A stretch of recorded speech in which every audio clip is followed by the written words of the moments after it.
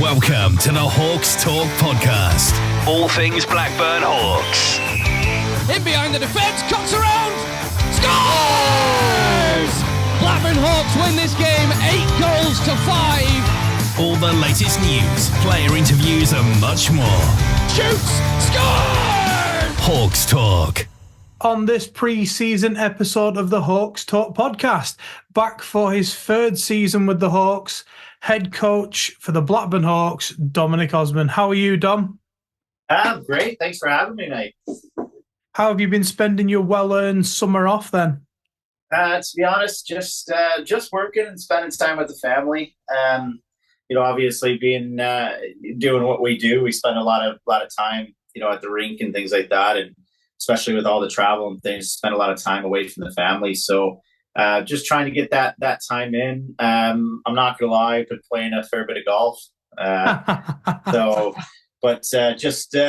Just trying to get things sorted at our house. Switching jobs, so I'm gonna need a home office now, and so I was trying to get that sorted, which is quite nice and comfortable here too as well. So, just pretty much probably how everybody else has spent it.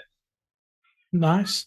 So it's only right then we start off by talking about the successes of last season. 2 major trophies and a local title. Wasn't so bad, was it? Yeah, no, to be honest, I don't want to say I was as surprised as anyone, but yeah, it definitely felt good to get a few under our belt. And, it was always our goal, and it wasn't necessarily our goal last year. It wasn't necessarily our goal even this year, but I think with the dynamics of what we tried to do and where we tried to go from, my first year really was just kind of a trial year, to be honest. And I think I spoke about that before when Carl and Graham and Ollie and myself had the meeting, it was kind of like, okay, could this work? Will this work? If it can, how do we do it? The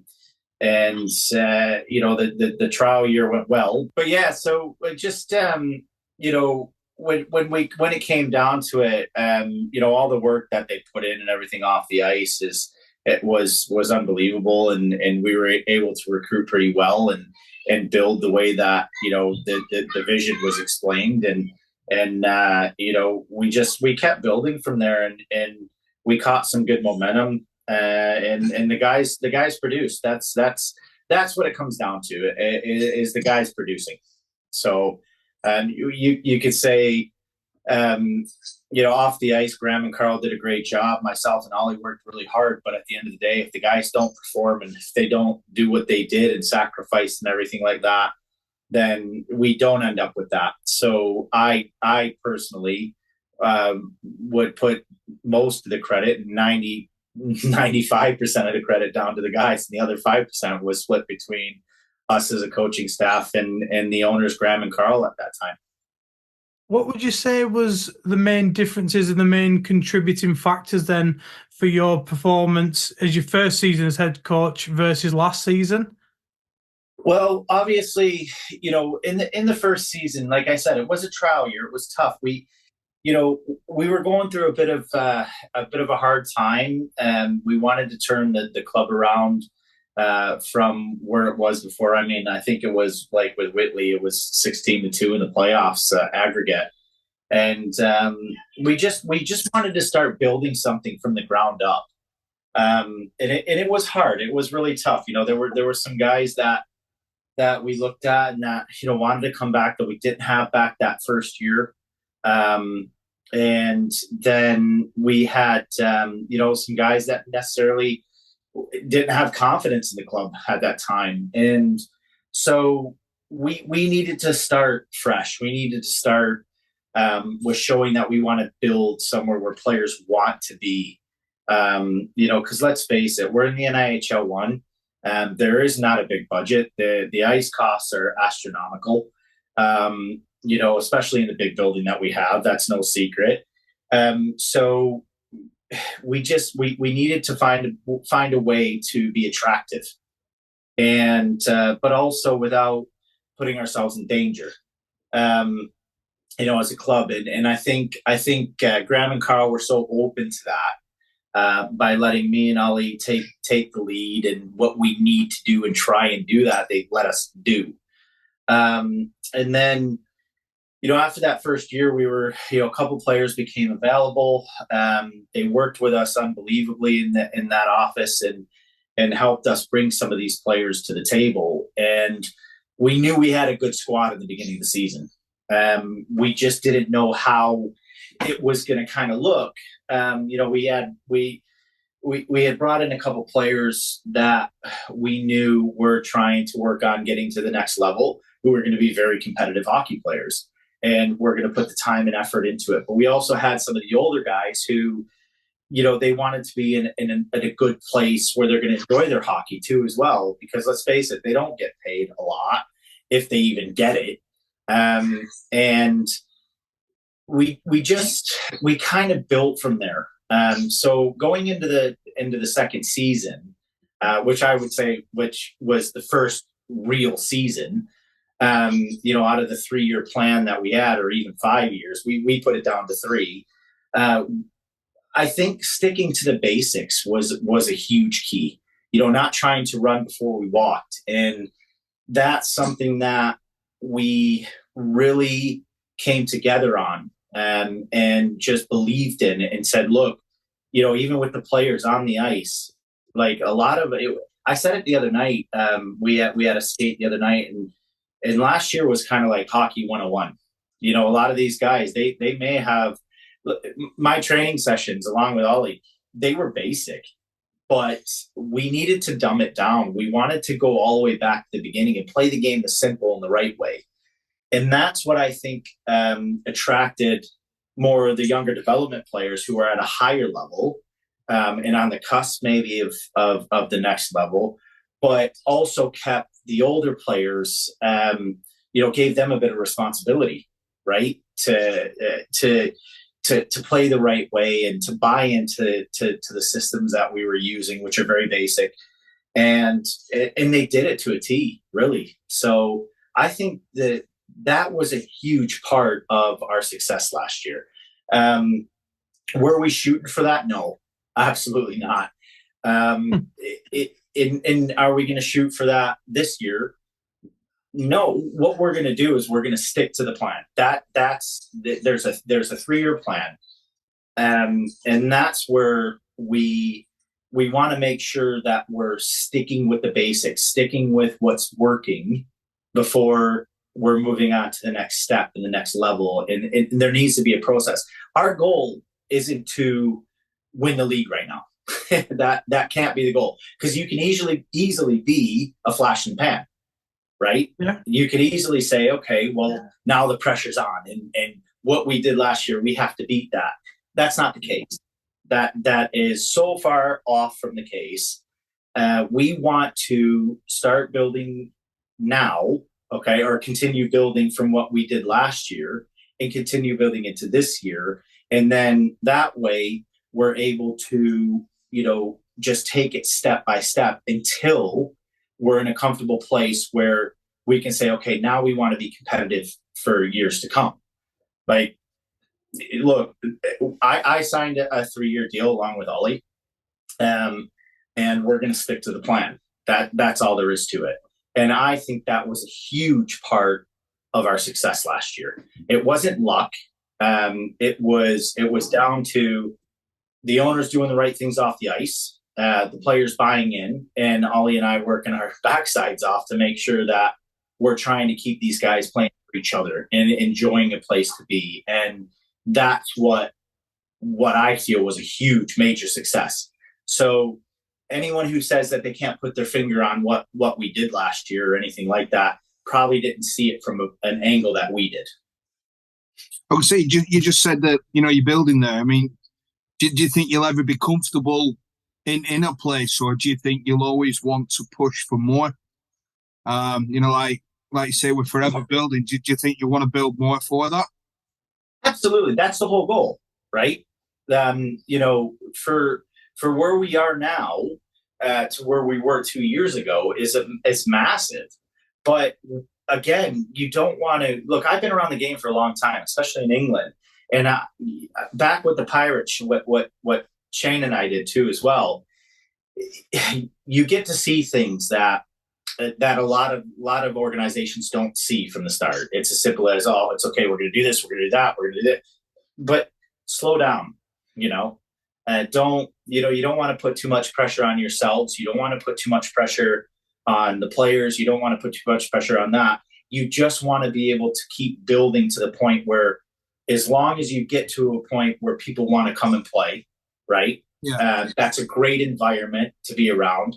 You also need, you have to realize that you're not just dealing with, okay, here's a budget, go build a team and let's do it.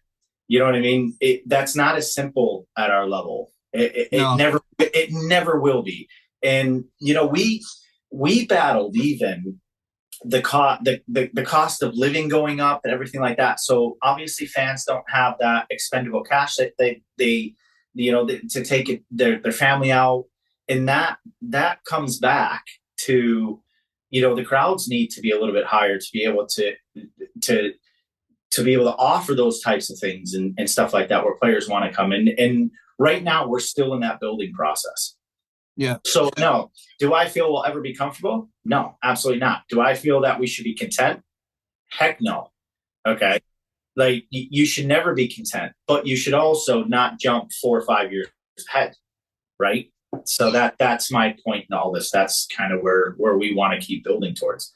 Yeah, I mean, obviously, like the management, like Graham, and obviously we've got Steve in and we've got Scott in, coming in on board, and Darren. They understand what the plan's about. How would you convey that over to the fans that basically, maybe we're ahead of where we want to be, and there's a big difference this year where we've not, and we've not been in the Northern Cup, not been in the M56 Cup, and we just purely seem to be concentrating on moving forward with them, with the league.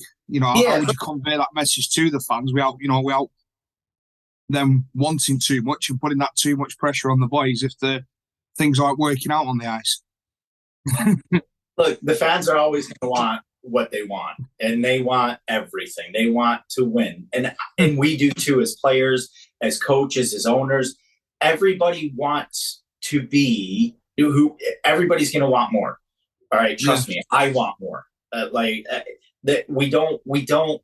Once you get to a point where you feel like, it's okay, we're good, we're good here. Let's stay here. Let's stay in our comfort zone. That's where you fail. Okay, with Steve coming on board, with Scott coming on board, with Darren coming on board, with Mark. Mark's there too, involved. Mark Smith. We want to make sure that we're continuing on the right path, and I think they have a very good vision. I had a meeting with them the other day, and unfortunately, me being an hour and a half away, having the job that I had, it was very hard for me. Honestly, I didn't have time to get out to Blackburn this summer. And so to be able to convey the message was very hard for me to understand even, right? Because there's a lot of things where I now understand, because it's simple as that, guys, let's just do a Zoom call, just like we're doing now, right? Yeah. And but to me, I was like, let's just do it that way. Let's just get on it. We'll talk this and that. And I guess when you look at it, I had to make sure that, I had to get out there and for them to talk to me face to face about where they have a vision of the club. And I think the vision is great. I think it's unbelievable. But I don't necessarily think I saw that until we had that meeting just a week ago. So believe it or not, we only all came together face to face last week. Graham and Scott made an unbelievable effort to meet me halfway too as well. In a very busy time in my life, my family and stuff like that, work and things, to be able to meet me out in Leeds, which was halfway, and to kind of explain, okay, this is where we are. You got to try and build the team this way. We're going through a lot of changes, right? Behind the scenes, and it's not going to be easy, right? But also, you have to realize that when Graham and Carl were, in charge, they were in charge. That's all there is to it. They had that vision, right? They work things differently, but also there's now a new board that want to do things differently, and that's fine too. So we have to make sure that we're all on the same page together to be able to move the organization forward. So the message to the fans is stay patient. I'm not going to put the pressure on the guys to overperform this year. I'm not. I'm not going to put the pressure on the guys to say, okay, we won those cups last year. We need to win those cups again this year. That's not the case. Yeah. We had a very clear plan, and it was very well. It was very upfront, very much on the table. As last year we wanted to finish top 5. We wanted to make the semifinal for a cup, right? That was our goal, like a major cup. Which is your Challenge Cup, your Playoff Cup, your league.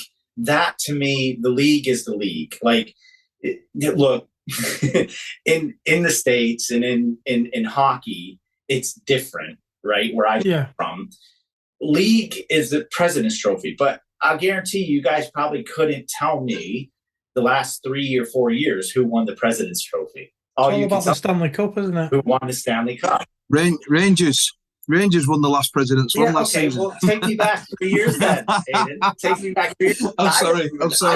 I follow the NHL closely, but you look at the Stanley Cup and the playoffs and stuff like that, and that's what it's about. It's about those competitions and preparing yourself to play in those competitions the right way.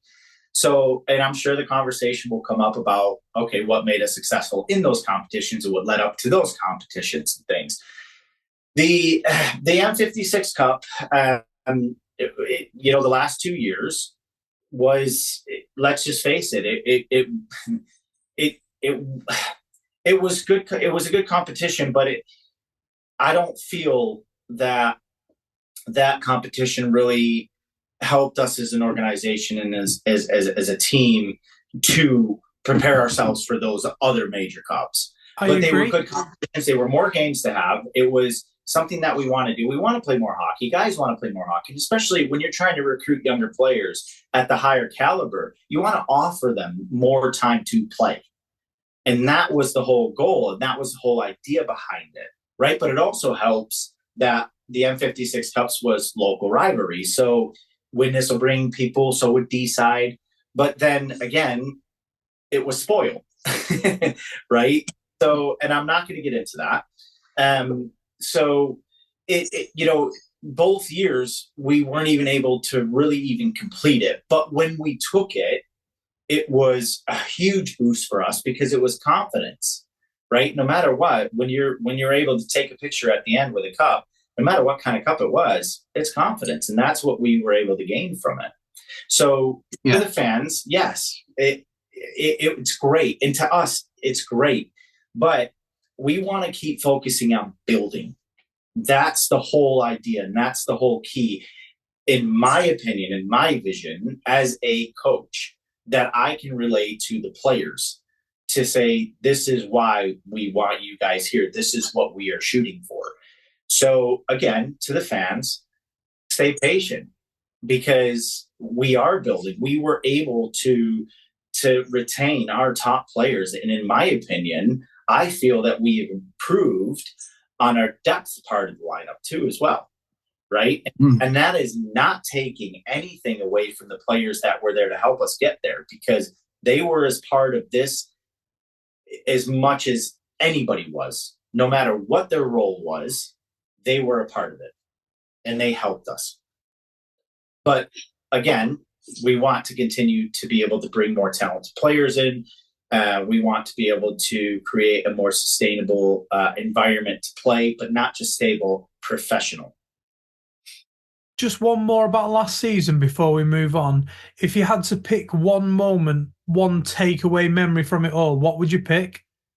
There were so many. I mean, you know what? I think what really, look, the Challenge Cup, it was huge. It was awesome. Okay. That was when we were like, okay, we can be competitive in this league, right? We're at a point where, we've got a very solid hockey team. We've got a good hockey team. And I think there was an ability or a little bit of luck involved too, as well. We hit our stride at that time, and that's where we gained confidence. Right. But I think that and you'll laugh. I mean, we won 2 cups, right? We got through semifinals against Solihull, which is, I'll tell you now, they're not going to be easy next year.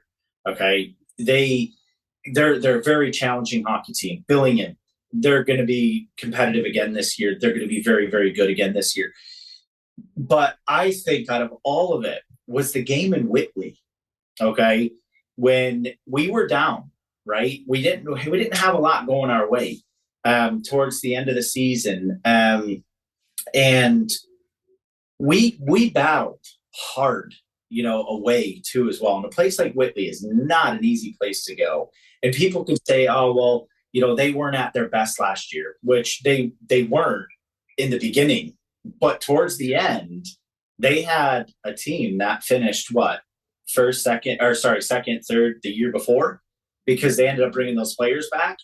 When we were able to come back from that victory, or come back from being down in Whitley, and Bobby scoring that last goal, right? With, I think there's less than a minute left. Yeah. There were 45 seconds. There were 45 seconds left. I was there. We were saying, boys, just let's. And this was big for us because we were still battling to finish second place. And I kind of thought to myself, I'm like, okay, we've done it. We've already overachieved at this point in the season, correct? So let's just have fun with it and let's enjoy the challenge, right? And let's start working for each other. Boys, play for you guys in the room that are battling next to each other and this and that. Let's just get to overtime. That's all we wanted to do. And then, I think it was Paul that went down and made a big hit in the corner.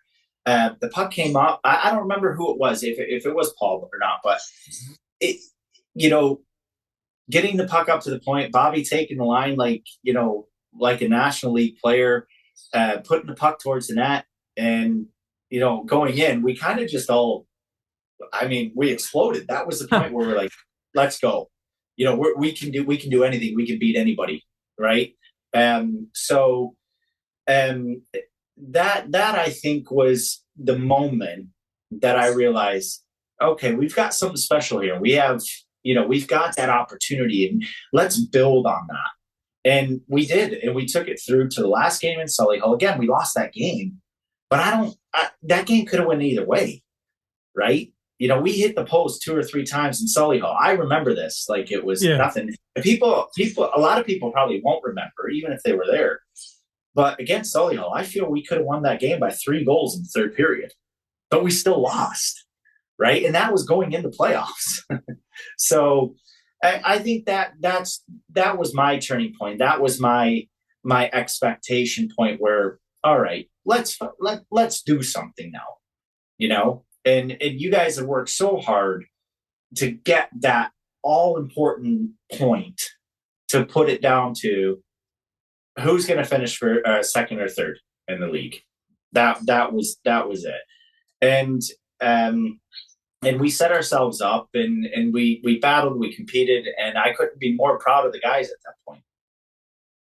So as a coach, that was my point.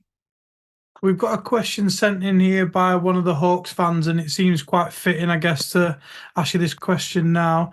This is from Tom Kavanagh. What did you say to the players in the second and third period of the playoff final game? Nothing. I remember that. I remember coming off the bench. It was the semifinal game, or was it? No, the final. The final. The final. Okay. The second, third period. Well, we were down 3-1, and we came off the ice, and I looked at Ollie and I looked at Darren and Steve, and I said, guys, we're going to win this. Relax. We're going to win this game. I was completely confident that we were going to finish it in third because we are the resilience in that team, the relentlessness in that team. And that was our excuse me. We had 2 mottos. The first year was relentless. Okay. That's what we wanted to do. We wanted to be relentless. And I will give credit to the young team that we had our first year. They were relentless. We never gave up. And that was my thing is carry that through.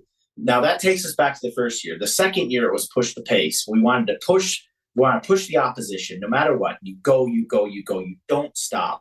That's it. Okay. And so the relentlessness and the pushing the pace was those two things that, I picked up when I played in Huntsville from a guy that I deeply respect. His name's Glenn DeTulio, an old teammate of mine, and very successful coach in Huntsville, who won a lot of championships, and who's now, I believe, the president of the Huntsville Havoc.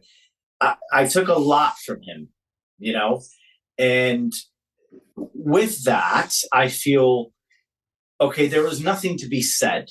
We're 3-1 down. No pressure was on us at that point. The pressure, let's face it, the pressure was on Billingham. They were the favorites. They won the league. They were supposed to win that game. That's what everybody will see. That's what everybody will agree with. And I went into the room and I looked at the guys, and I didn't have to say anything because everything was said by the players. Like, I listened, and our leaders took over that night. And when I say our leaders, I mean all of them older guys took over. They said, look, we know we can do this. We've been here before. Let's just put our hearts on our sleeve and let's just go out and play.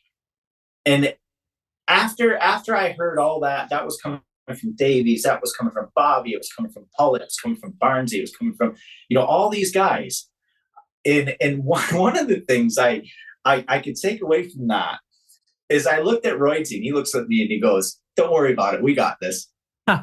And to me, I was like, I walked in, I said, "Guys, I got nothing to say." I said, "We've already achieved everything that we wanted to achieve in our third year now. So you guys go out and you do everything you can, because you don't know if you'll ever be in this position again as players. You don't. You never know when it's the last time you're going to be able to compete for that glory, that point, that championship." Now, I was never lucky enough to be able to do that as a player. So for me as a coach, I was like, I've been there, and I've fallen short as a player. So I kind of tried to take that from my experience and said, let's relax, play the game, have fun, and enjoy the competition, because Billingham was a great team, and they still are a great team. And what a way it would be to take it. And then they just went out and did it themselves. We didn't have to coach, really. We played the guys that, we put the pressure on at that point. When I say put the pressure, I've been saying we're not putting pressure on guys, but we left it to the guys that you expect to get the job done. And they did it. And that was it. So really, to be honest with you, between the second and third period, not a lot was said. It was all said by the players. Now, moving on then to the pre-season and the upcoming season, how did you go about building the roster? Was it crucial to get your key players like the likes of Adam Barnes, Jacob, Bobby, Davids, etc.? Or did you have a plan like building your defensive core? Tell us about the process behind it all. Look, there was that transition, okay, where where Carl had left, and Steve and Darren and Mark came on board to help. It was, to me, it was frustrating because there was a lot going on behind the scenes that I didn't see. That was their job. That's what they're there to do, right? And there was a lot of unknowns, but there was this confidence, and there was this there was this demeanor about everything that was going, and they said, "Look, we can't give you an exact picture because there was still a lot going on from the transition." So basically, when I met with Scott and with Graham, that midsummer, and when they came out to me, which was absolutely phenomenal, because again, it was hard for me to get out there. It's no secret. I live an hour and a half, hour and 40 minutes away. It was hard. once they sat me down and explained, this is where we're at with the organizations, we're at, where the club, I immediately gained the confidence to say, okay, I trust that enough to say, let's start going, after these guys and let's really get them, excited again about the season and stuff, because any sort of change can spook people. And that's understandable. But the unfortunate part is with English ice hockey, a lot of things like this happen. Right. I was a part of it. I was with the Pirates, as an owner, GM, coach, everything, marketing manager, anything you think of, along with Shane, we did everything together. And it was this point where I was like, okay, let's get these guys and let's show them the confidence that I have as a coach in the off ice team to get the job done. Right. So that's when we started building, and that's when we started, talking to the guys, and let's face it too, as well as, some of our a couple of our key guys are, there's a lot of commitment when you're playing more games, because 3 years ago when I first took this position, there was only 32 games and then a simple playoffs, and that was it. Or sorry, no, I think there was only 28 or something like that. There wasn't a lot, and with a lot of the guys that we have, there's a lot of commitments off the ice that they have, which has to be understood. But also, we're not exactly in a hockey player populated part of the country. Yeah, that's true. And then you got leads coming in, right? So they're not far off from us distance wise too, as well. So there's you don't know how they're going to start to build things and how they're going to go at things. And there was a little bit of, okay, well, let's make sure that we can continue to offer these players exactly what we offered them last year, right? As far as the environment, as far as the building professionally, and to reassure them that they're going to stay in a contained professional environment. And that's kind of how I went about, recruiting and stuff like that. The key was to get our guys that we recruited last year back. That was the key.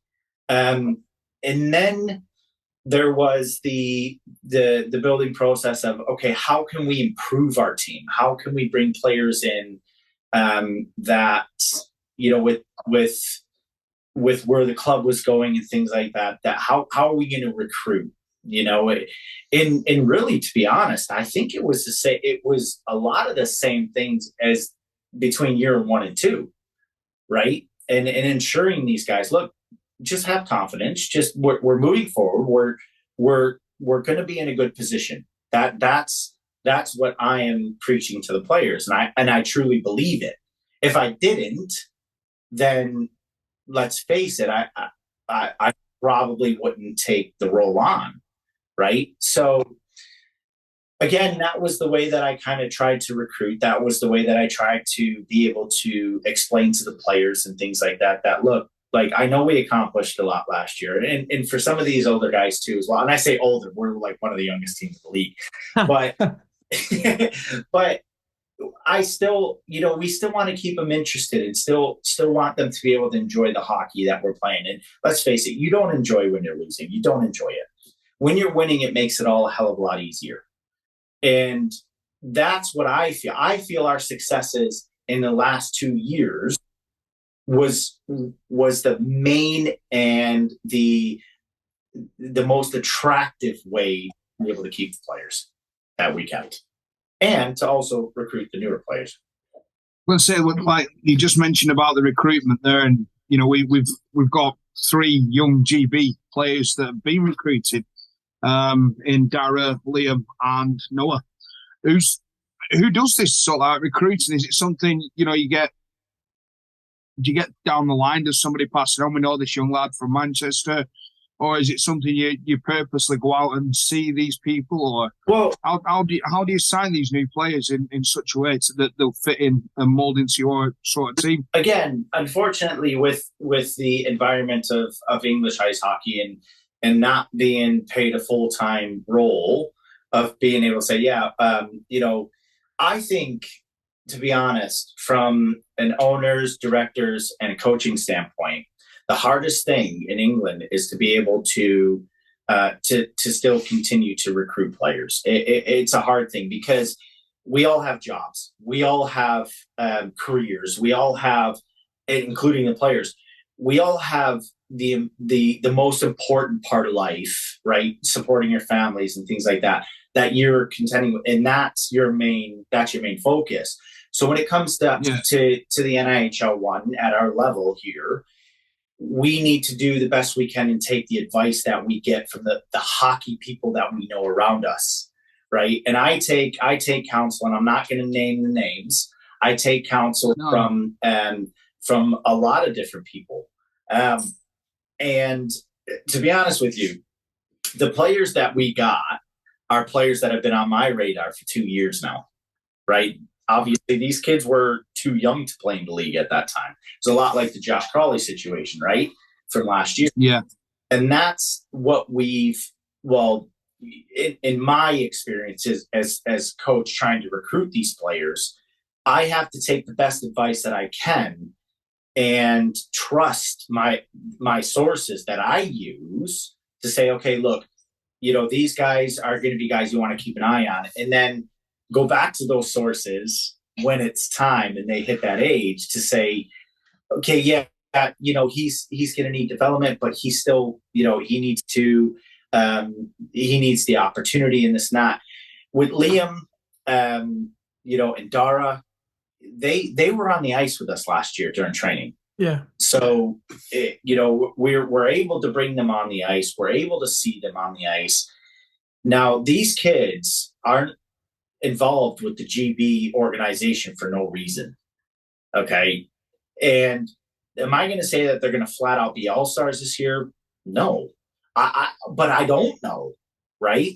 But that's not what we're really trying to recruit for. We're not necessarily recruiting for the players with the best numbers. We're recruiting players with the sense of what are their goals, right? Because you could have some of the youngest players in the country who just want to play the game for fun, right? But to me, when you're involved in the GB program, that means you're putting in commitment into your development. You want to be a hockey player. That's what you want to do.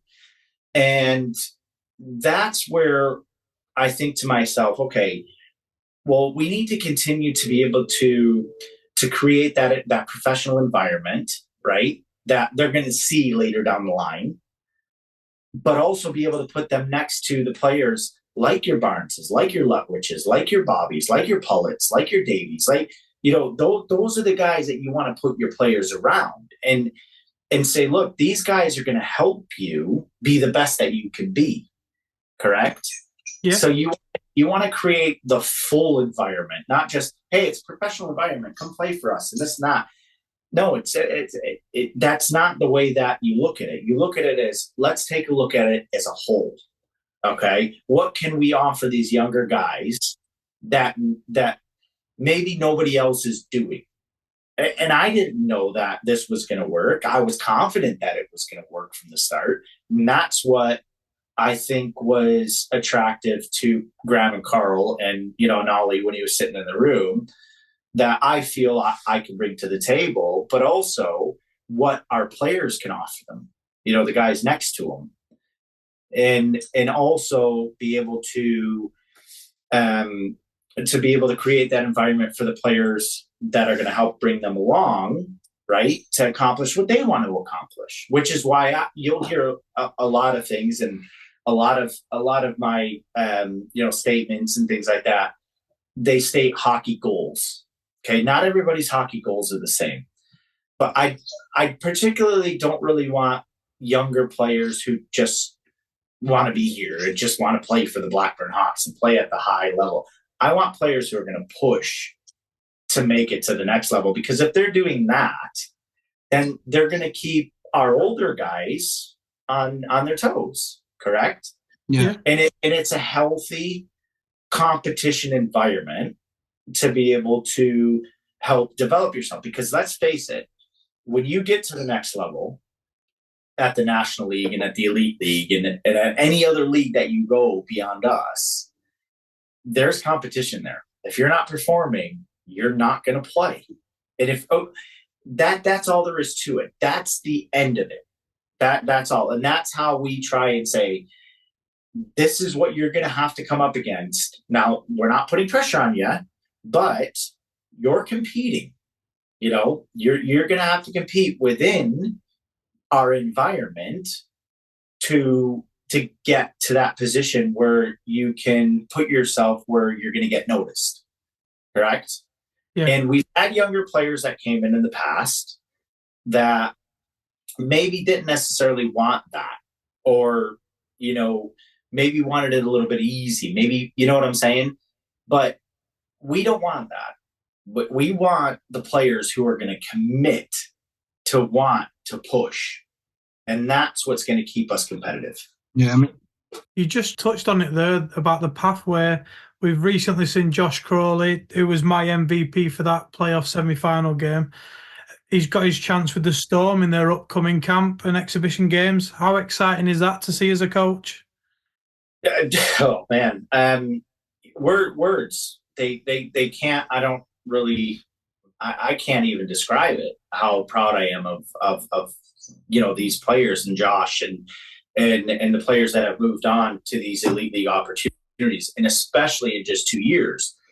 But again, that's not just down to the efforts of what we plan on doing in myself or anyone else. That comes down to our players that we have in the room as well. So when a player like Josh moves forward, that's on him, right? That's not on me. That's not on anyone else. That's on Josh. We've created the environment and we've created these pathways, and these pathways aren't easy. Okay, we're honest and upfront with these players that it's not going to be easy to be able to get to that point. But you have got to commit to do it. And for Josh to be able to do what he has done is incredible.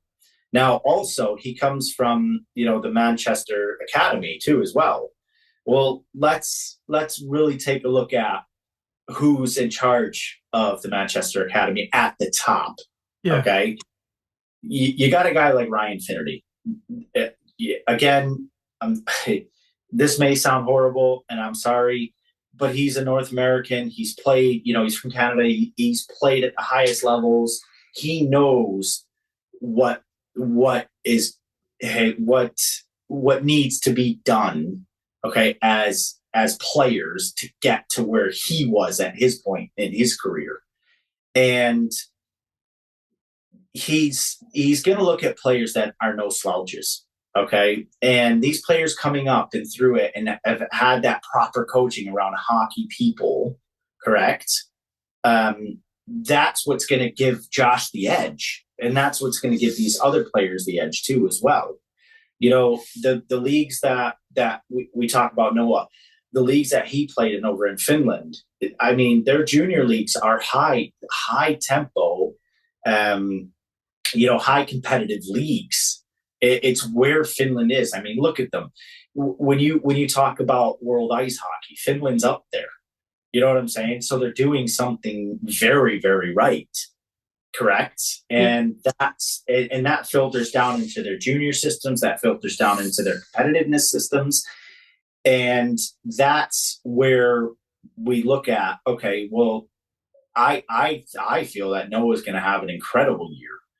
But you look at a player, and this is the way that we have to recruit at the moment. I'm sorry to say it, but in our league, we don't have the ability to say, we're going to come and give you X amount of money a week, like this and that, blah, blah, blah. And this, come to us. That's not what we can offer. What we can offer is pathways to get to the next level. And that ice time's valuable, isn't it? It is. It's not just about the ice time, though.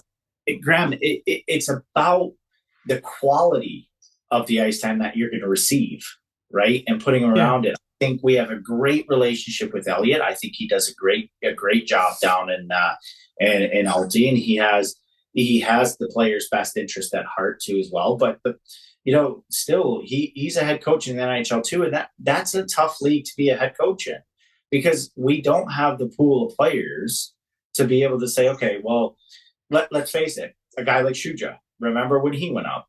Okay. He earned that opportunity. We put the opportunity in front of him. We put the players next to him that we believe who could help him. And before you know it, he's gone. Correct.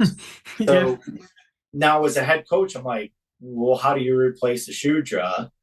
Right. Yeah. Like, in a situation where we're like, okay, well, where's the next guy in line? There's not a lot of next guys in line. Correct. Yeah. That's the hardest part about doing what we're doing right now. But to say that we have 4 players that have come through us, and I'm not saying it's directly us, and if you know, come to us and we'll get you that spot. We the fact is, through the NHL one, I don't know how many players from any other teams have moved on to the next level and to the level beyond. I don't. But we take incredible pride in me, especially as a head coach, takes incredible amount of pride in a guy like Josh, who's making us so incredibly proud to earn the opportunity. Is he going to be a regular in the elite league? Not at this point. Okay. He knows it. We know it. We all know that. But he's taking the correct steps, and he's investing in his development. He's buying into the playing part of it. Correct? Yeah. Okay. Because we look at it and we say, okay, well, the National League is very much a business. Okay. And they need to win hockey games to get fans into the crowds. There's a lot of pressure into that. Right. So they're also able to offer players a little bit more to come and play, which is why they are a higher league, because they can attract the players that are further along. Now, we've had players that have come to us and said, oh, well, you know, I'm going to play in the National League and I want to do this. I'm going to sign a 2-way. And well, look, you know, not necessarily signing a 2-way is going to guarantee you a spot there, because there was one player that came to me and said, oh, well, you know, my plan is I want to sign for a National League team. I won't say who it was, and I won't mention the player, and that's what we want to do next year. And I'm like, okay, but you're still only 17 years old. So where are you going to play and get the valuable quality amount of game time and ice time that is going to allow you to improve your game to beat that next guy out, right? So, yeah, as far as Josh Crawley goes, the kid's earned every damn bit of it, and I mean, we're really looking forward to seeing what he can do up there, and that's that, and continue to evolve and develop. And I think it's a great thing to be able to have that. Absolutely over the moon. This one's a little bit selfish, and to be honest, it's something I want to know. How are you approaching special teams this year? Are you keeping it similar to last season, or any specific focus on power play and PK units? We've always have. That's something that just comes within the natural state of ice hockey. You know, when you look at special teams and stuff, I do believe that we were up there. I think we had the best power play in the league, but also we had a lot of guys that could easily play on the power play, you know, and that's down ultimately to me to make the decision to say we want to give ourselves the best opportunity to score that goal, or to chase that game, or to defend that game, because not every player is the same. Okay, you might have power play guys and you might have penalty kill guys. Special teams is special teams all around, right? And we're not just talking about power play and penalty kill. You've got an end of a game. Okay, who are you going to play at that point to hold the lead, or who are you going to play at that point to get you that goal that you need? Now, those players are completely different, right? They excel in their areas, and that's what you have to kind of to realize. But we have right now, I believe that we've got the ability to say, okay, look, this is it. You guys, if we get a 5-on-3, this is who's going out. Like, you guys are the ones who do it. But we also have the guys behind him who would say, hey, I could play 5-on-3 in this league, but they're going to be there and they're going to be supportive. And when that next guy, and if that next guy, and very much so it happens, where a guy is out of the lineup, they'll be able to slot right in then and there. Now, that's not going to be easy for me to be able to choose this year because we've got a lot of guys that can play in those situations. But that's going to come down to the ninth, basically, right? We are going to set that up. We are going to set our special teams like we did last year. And that's down to me to be able to manage that. The final decisions of who's going to play where and when and why. Correct? So my approach to special teams is let's not force ourselves to rely on special teams. Okay. We want to rely on 5-on-5. We want to rely on 4-on-4. I'll tell you now, if hockey was played the old way, right? And, it was a 4-on-4 overtime, something like that. I don't think that there's a team in the league that can compete with us 4-on-4 because we've got like 2 units who are able to go out and play in those positions. The year before, we had 1 unit. Once they're gassed at 1 minute and 15 seconds, they're gassed and they're not going to be as valuable. But last year we had the opportunity to be able to split our special teams up into 2, right? And it was very much like, okay, you guys got the first minute, but that comes down to the game, like who was out there, who's already tired before that power play comes up, right? So I got 3 or 4 guys that may have been out on the ice already. Well, that means the other unit's going to go out. But that's what we're trying to do is I'm trying to put, you've got your Roydsy line with Barnes and Rids, right? They're a power play unit together. So if they were already on the ice and they drew the penalty, then obviously if they're already tired, we throw the other unit on because we know that they're just as capable of scoring and doing what they need to do on special teams. Then, you look at other teams and you're like, well, they mainly only have their 5 guys that can handle it. And a lot of their 5 guys are the same 5 guys that can penalty kill. Yeah. Correct. They're going to be gassed. And then what's their next unit look like? Correct. So maybe a little bit easier for the second unit that goes out at that time. And I say first and second, we've got 2 first power play units. That in my eyes, that's what we got. So that was where I say the all importance of recruitment and being able to retain those types of guys that can play all game long in all situations. And that's what we want to try and do is say, look, we want you guys to be able to understand that. Yeah, you may be able to, you may go out on the power play. We may be asking to score goals, but stay patient on that because we're going to throw our special team guys to penalty kill to stop them from scoring. So it's real simple, to be honest with you. And I said it the other night, it's hockey 101. This year, we're going to move on to the next step. We're going to continue in the beginning of the season where we left off last year. Very basic, a lot of the same drills, a lot of the same this, a lot of the same that. It may become boring, right? And from the outside, when people are watching it, you might say, oh, well, it's the same stuff as last year. Yeah, you're damn right it is. And that's because we want to perfect it. Right? You want to become as close to perfect, which you're not going to be, as possible. Yeah. And that's where I feel our special teams is going to have a massive advantage this year. Obviously, like we've already mentioned about Leeds joining us this year. How do you feel about that with them being an unknown quantity? Because I mean, like when you play against Solihull, you play against Deeside, you're getting like a more physical game. A bit of a scrappy game, like you mentioned about the game up in Whitley. That was quite a scrappy one. How do you feel going into like the first 2 games, especially against Leeds, not knowing what you're going to get? How do you set up? Is there a special way, or do you just do like what you just said, just play our game and see how it? Yeah, we're not gonna. We never have, and we never will be too focused on who our opponent is. We're always going to be focused on what we're doing as a team, as an organization. We're going to do things the right way. And I know you're asking about teams on the ice and stuff, but we're going to do things the right way, off the ice, on the ice, and we're going to care about ourselves. Okay. We're going to put the pressure on I hate that, but we want to be able to, focus on what we're doing. And, there was a lot of clouds last year on a certain situation that happened.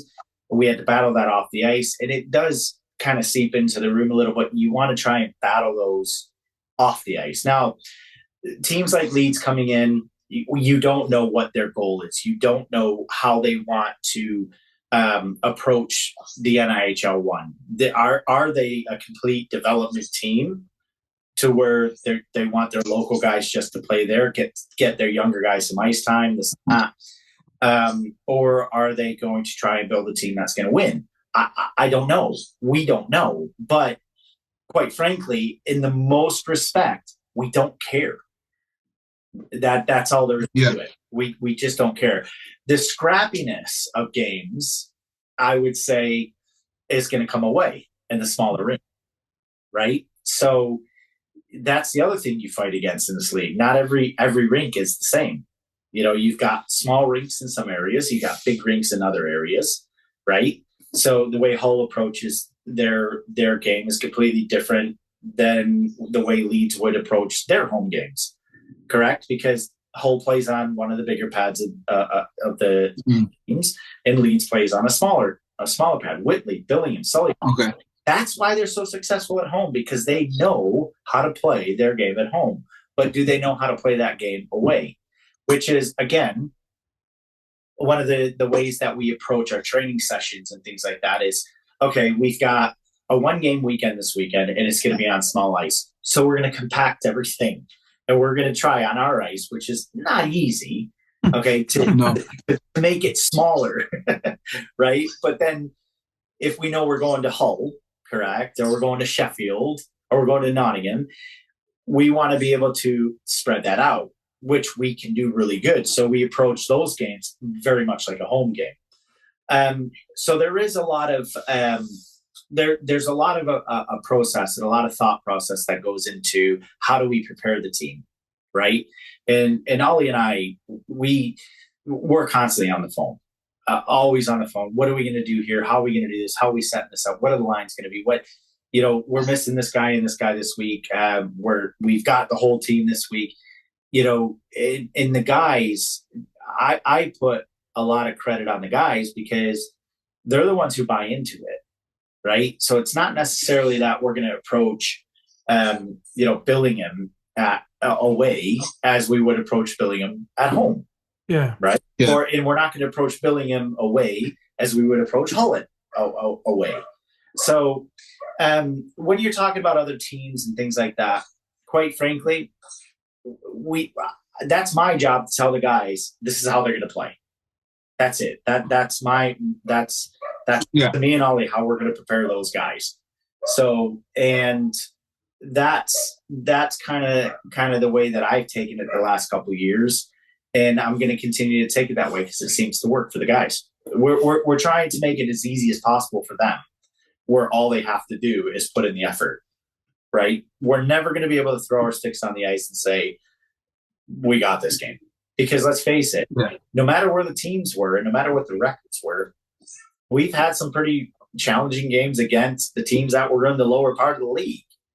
But that's because we're playing the right way, right? And some of these teams may come in without a system. And it is so hard to play against teams where guys are just all over the place. And you don't expect them to be in that place at that time. And we just need to focus on, okay, well, yeah, he wasn't supposed to be there. That's why the mistake happened. But nonetheless, be ready for anything. That's kind of the approach that you take it against teams like Leeds and take it against the teams that we don't necessarily know are going to play. Yeah. So next up then, we've got some questions that have been submitted in by some fans. The first one was via email. There's no name on this one. This is a good one. What does Darren use behind the bench? Is it a clipboard or an iPad? Darren's versatile. Let's just put it that way. Look, there were times. I mean, Darren was. Everybody has a role on the bench. Okay, everybody has that thing. As long as we're all continuing to buy into them, then everything's going to be great. Now, he might carry an iPad, he might carry a clipboard, but so we all do. Okay. Yeah. And that's kind of where where we are with that. So yes, Darren is in charge of a lot of that kind of stuff. And to be honest with you, it came to us kind of midway through the year last year where we realized that, you got a lot of volunteers working in our environment. And, you guys see me, I'm there, I'm bugging you. What are the shots? What are the shots? What are the shots? And then I look at the shots. Well, there's truly. no way that team had 7 shots on net or 10 shots on net. And I know we had 20. So what's happening here? So with Darren, we're lucky to be able to have somebody who understands, that type of hockey, like what classifies as a shot on net, because that to me helps me, because I could say, okay, we had this amount of shots, they had this amount of shots, and I know that's extremely accurate, right? As opposed to, okay, well, what is a shot? What isn't a shot? And we've had that, and bless Guy, we wouldn't be anywhere without the volunteers, and we wouldn't be anywhere without them guys. But at the same time, Darren will hold anything that we ask him to hold on. So. This next question was sent in by email as well. This is from Rob in Blackburn. He says, "Hello, Dom. I was wondering if you're going to be making any more signings, and if so, what area are you looking to strengthen in the team? P.S. You're doing an amazing job, and last season was incredible." Well, thank you, Rob. But at the moment in time, we're very confident in what we've signed. We have a very clear-cut plan on where we're going to go with the guys that we have signed. We don't want to oversign guys. We don't want to undersign guys, but we also have to realize that, we're not in a hockey player rich environment where there are a lot of these guys to be able to sign. So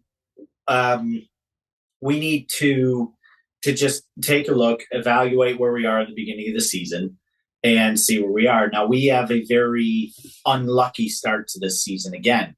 We were supposed to be playing 2 games on the 31st and the 1st against D-side, and I won't go there. But unfortunately, we also tried to schedule some games in with the best possible competition we could for preseason. We were under the impression that the league was going to start on the 31st and the 1st. Now, that clearly didn't happen. So we wanted to try and get a couple of the competitive teams in the weekend before. When I say competitive, I mean the teams at our level. Unfortunately, there's some teams that have already commitments that they've had years on before. The Northern Cup teams, we quickly realized that, let's face it, it's very expensive to get there, and it's very expensive for teams to get down to us. So we had teams in the Northern League that said, look, we'll play you here, but we can't play you there, right? And that to us, it's very expensive to get up there without having a home game to be able to pay for that to happen, correct? So as far as the players signed, we're going to just go with what we have now. Okay. All of our players have been announced. All of our players have been signed. But there are always going to be players that, hey, look, they're gonna fall across my desk, and we will not discredit any player that falls. I will not discredit any player that falls upon my desk. We'll always evaluate who they are, where they came from, but also, are they right for Blackburn? Because we're not just about signing the best players. We're not just about signing the players, to come in and do a job on the ice. We want to make sure that we're signing the right players and good people. And that's what I feel that we've had success in. So at the moment in time, there's nobody at the moment that's sitting on the desk that we're trying to sign. So I am sorry, there's going to be no surprises. And one final fan question. This one's from Morgan Shanks. I think you've covered a lot of this off, but we'll ask it you anyway. How are you looking to build on the success of last season, and what looks different this time to hopefully get us to push towards winning the league? The league is not our goal at the moment in time. And that's not something that I will ever commit our guys to. And it's not something I'm going to commit my organization to either. We're going to continue to try and build on what we started.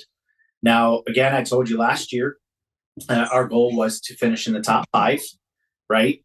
The first year of our 3-year contract, we're going to finish in the top 5, get into a semifinal for a cup, right?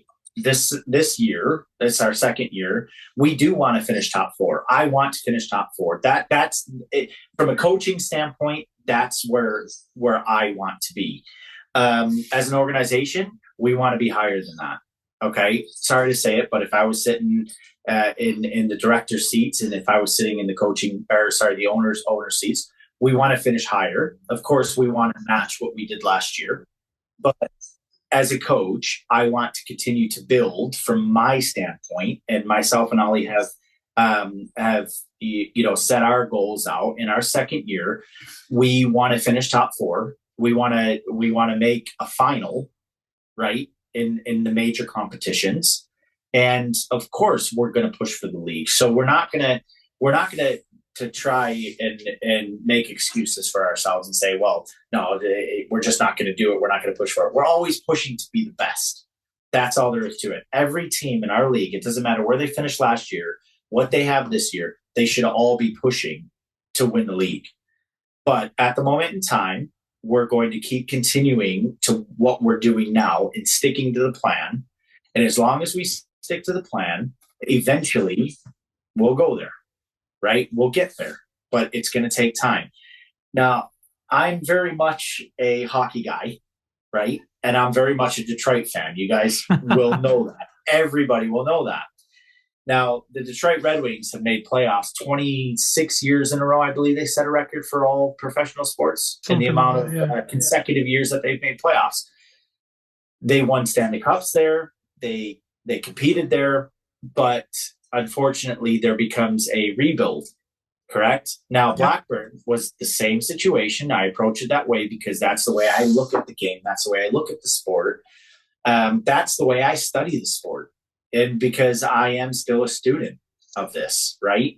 So what we're going to do is, Davies always laughs with me, and I laugh with him about, he's our Yzerman. Right. And I look at when I watched the Detroit Red Wings, correct, in their successful seasons with Scotty Bowman, when they were struggling to win a cup, when they were struggling to get there, we ask certain players and certain things to change what they know, right? It's all offense, it's all offense, it's all offense. Score as many goals as you can, do everything you can.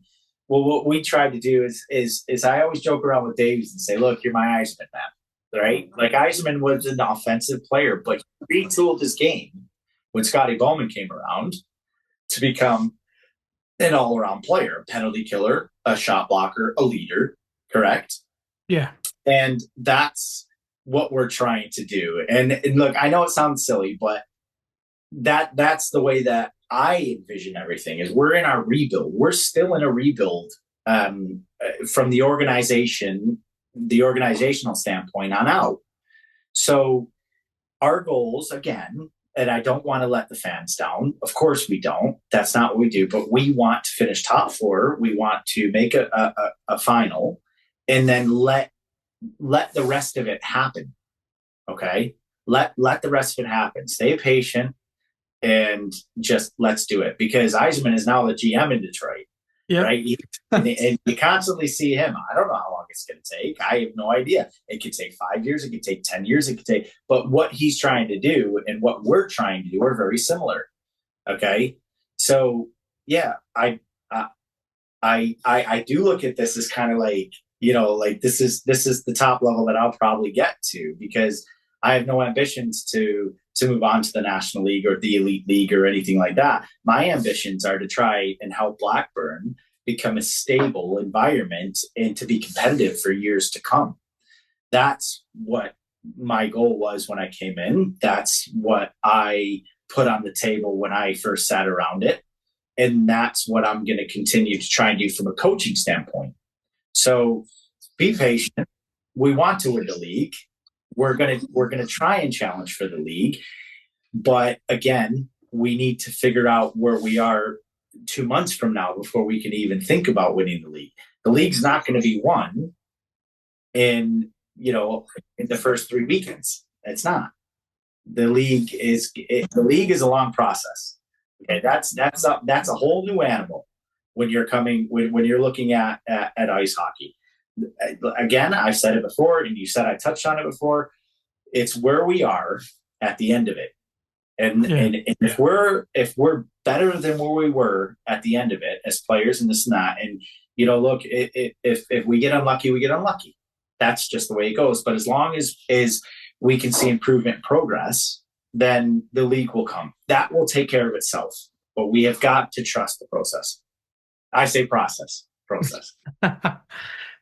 Obviously, like you just mentioned about different things to do with the club and new signings. You've got enough new signings that you're happy with.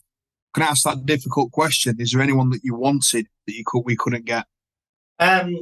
Well, of course. Yeah, I mean, look, I'm completely confident in the guys that we have now, right? There's no you as a coach, you're always trying to recruit and bring the best players that you can and the right people that you can. Sometimes it works out in your favor, and sometimes it doesn't. But sometimes you get along far enough into a point where you're trying to recruit some players, and then the more you get along, the more you realize they might not be a good fit. And then you get to a point where you feel that there's a player that'd be a great fit, but then their decision is different. They want to be somewhere different. And we don't want players that don't want to be here. So yeah, can I say that there was a couple players that maybe eluded us? Of course. But am I going to say that there's a couple players that maybe we didn't, that we thought we wanted and then didn't come to us? Yeah, there's those too. So yeah, there have been a couple players that we've spoken to that we thought could help us with the building process, but it wasn't the right time for them. And that's okay, because I've done that for 2 years now. So the first year, and this is what I'm learning as a coach as well, because I'm still young in my coaching career. I used to get frustrated about it, but I'm not, because I know that the guys that we have are going to perform and are going to give us everything that they have to be able to help us challenge and to go where we want to go. Okay. And so absolutely, there were players that we've spoken to that we thought would help us, and then we realized maybe they wouldn't. And then there's players that we thought, yeah, let's get them in here, but then they decided they may want to go somewhere else. Now, am I saying that would replace any other player? No. I'm just saying that we just want to make sure that we're as competitive as possible. So. Mm-hmm. Brilliant. I think we've taken up enough of your time. So thank you again, Dom, for coming on the podcast. We appreciate it. Not a problem. And best of luck for the upcoming season. Thanks, guys. Welcome. Thanks, Dom. Been great. Thank you. Hawks Talk.